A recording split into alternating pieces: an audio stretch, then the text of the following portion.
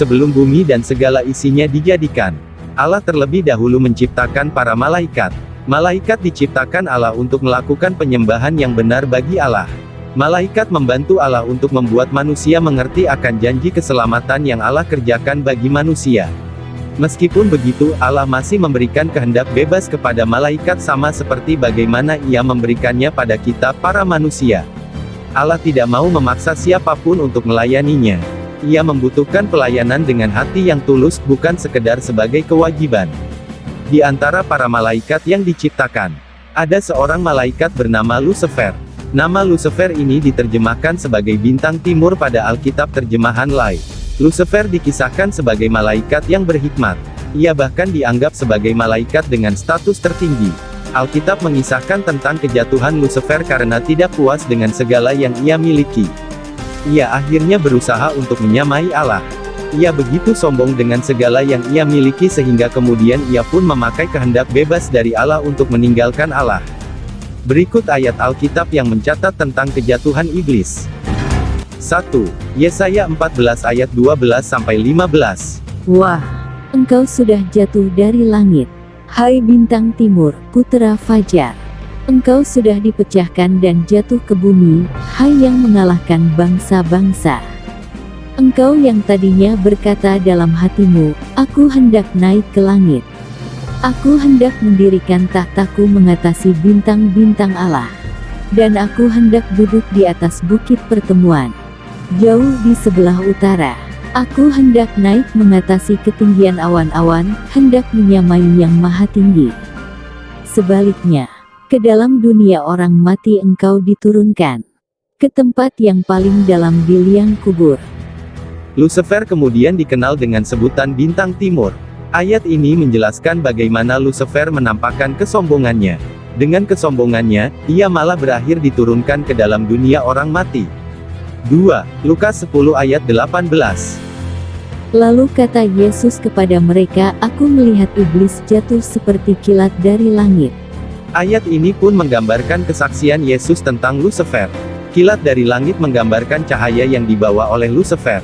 Nama Lucifer dalam bahasa Latin memiliki arti pembawa cahaya, yang berasal dari kata lux, yang berarti cahaya dan fere yang berarti membawa.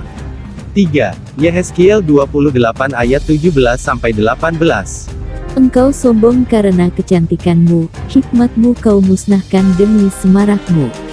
Ke bumi kau kulempar, kepada raja-raja engkau kuserahkan menjadi tontonan bagi matanya. Dengan banyaknya kesalahanmu dan kecurangan dalam dagangmu, engkau melanggar kekudusan tempat kudusmu.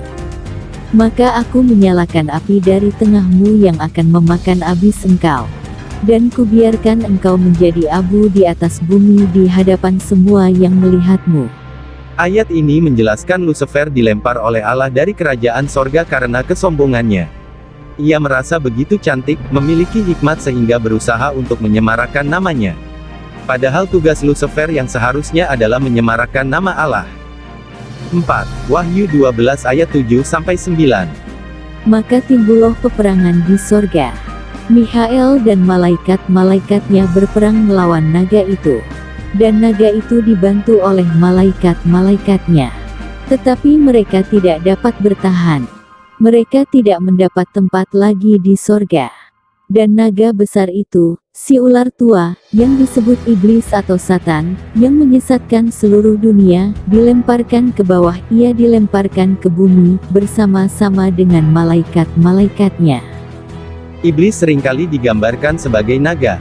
Pada ayat ini, naga yang juga menggambarkan Lucifer sebagai iblis dibantu oleh malaikat-malaikatnya.